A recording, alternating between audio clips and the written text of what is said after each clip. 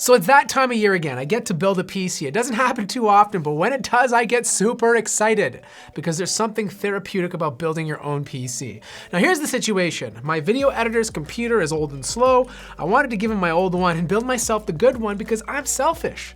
So to do that, I wanted something that was great for video editing, but also fantastic for gaming. And the creative solution that I came up with was a brand new build rocking a 9900K. The reason why I went with the Intel 9900K is not only does it have 8 cores, which is more than plenty to edit video, it's also super fast because of the high clock speeds, which is great for warp stabilization, rendering in After Effects, and most importantly, gaming.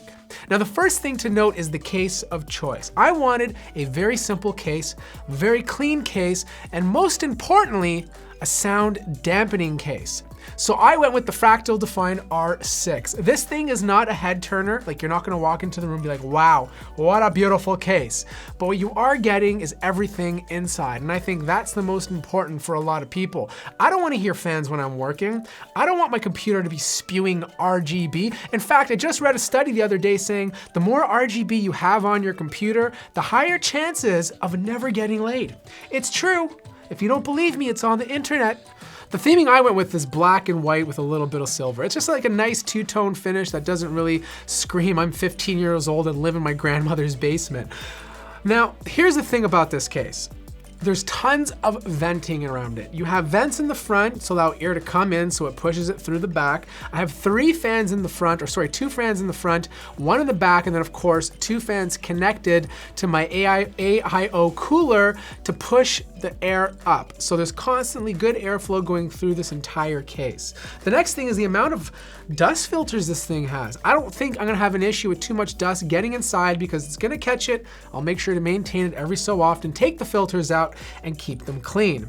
The other thing I did decide to change was the front portion of this case. When you first buy the Define R6, it comes with a panel that doesn't have USB Type-C, but I wanted a USB Type-C port in the front, so I changed it out to make sure that I have that. One thing to note though is that if you want more sound dampening, don't get the model with the tempered glass. Get the model with the side black aluminum because you'll have another sound dampening panel inside of it. The next thing is the power supply of choice. I went with Seasonic. I went with their Prime Ultra Titanium at 750 watts. If you've used Seasonic power supplies before, you're gonna know how good, how solid, and reliable they are. This is very efficient. I mean, at 50% load, we're talking 94% efficiency, which means energy costs will be reduced, and overall, your PSU should last you a very long time. Now, for the motherboard, I went with the ASUS. I went with the ASUS ROG Maximus Hero Gaming Edition. Now, you're probably wondering, I went with the Call of Duty Edition, which has like a gaming vibe to it, and me being the old guy and disabling RGB, you're probably wondering, what am I doing with the gaming motherboard? Well, it's very simple. I went with the gaming motherboard because it's a nice reminder. I work all day and I work hard, and it reminds me to take a break every once in a while and game a little bit, because what's the point of working hard if you're not enjoying life? And gaming is part of my life, which I really enjoy. So it's just a nice little reminder. In terms of features, it's not offering anything new or different from the original version. It just offers Call of Duty exclusively bundled, and of course, the graphics you see on the motherboard itself.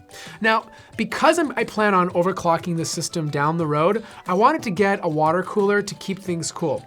Right off the bat, my temps are really good, anywhere from 25 to 30 degrees Celsius when things are on idle, but I didn't want a water cooler I had to worry about. You see, with the NZXT Kraken, with the Corsair H series, you have to install software, you gotta do fan curves if you want like the optimal settings possible.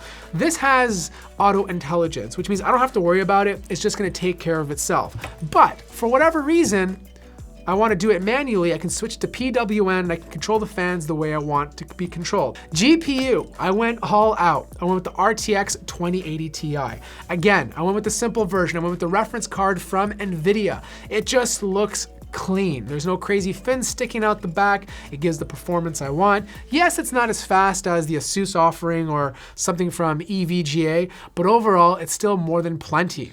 So for RAM, I kind of cheated. I didn't go out and buy brand new RAM. I actually took the old RAM from my 1700X AMD build and put it in here. There's 64 gigabytes, it's DDR4, it's 2800 megahertz, and it's Corsair Dominator series. This thing has been solid. Yes, I know there's faster RAM at 3200 or even 3300 megahertz, but to be honest, as long as you're 2660 and over, you're fine. The differences are so minor after that, and I think this will be good enough to last me for the next few years. So the other thing is HD space, or lack of HDs. In fact, I don't have any regular hard drives in here. I'm using 2 NVMe drives and 1 SSD.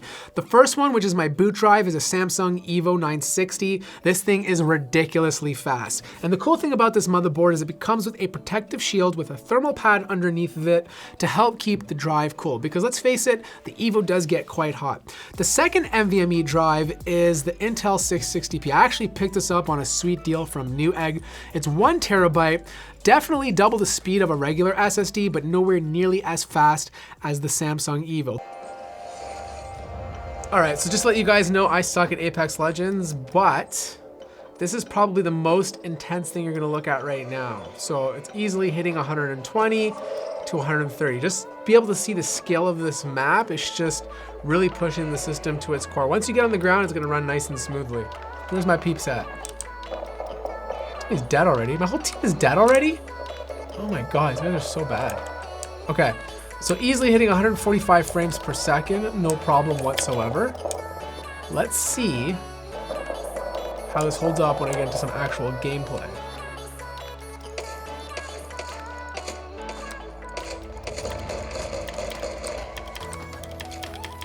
Shoot.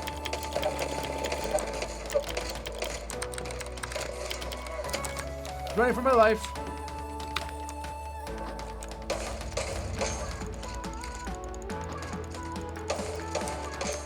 Yeah, baby. That's how you kill someone when they're not looking, when they're AFK. It's probably the best I can do. Ah!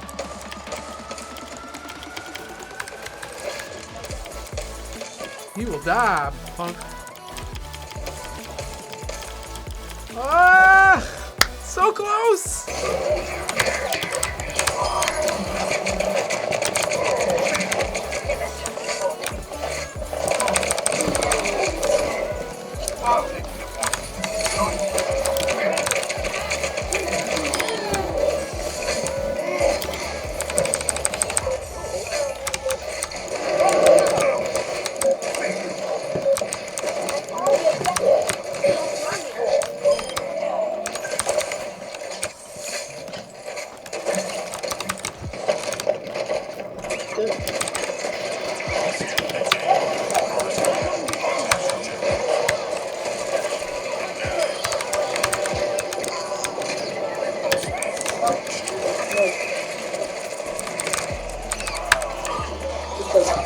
Heals.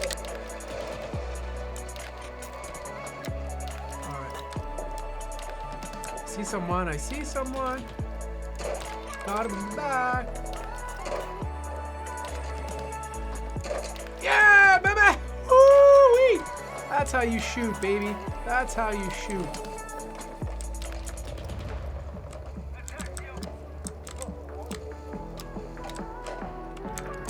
Oh, headshot! Who needs hockey tickets?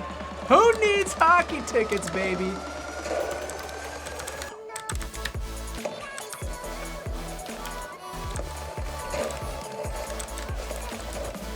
Run for your life, senor.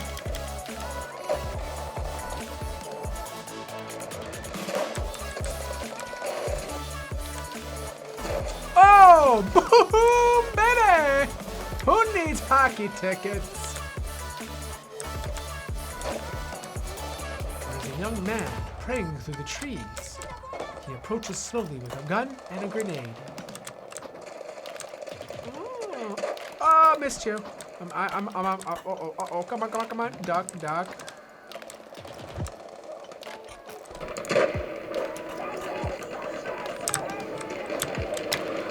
All right, we got it. Oh, one here. Oh, really? You just have to, like, run me over?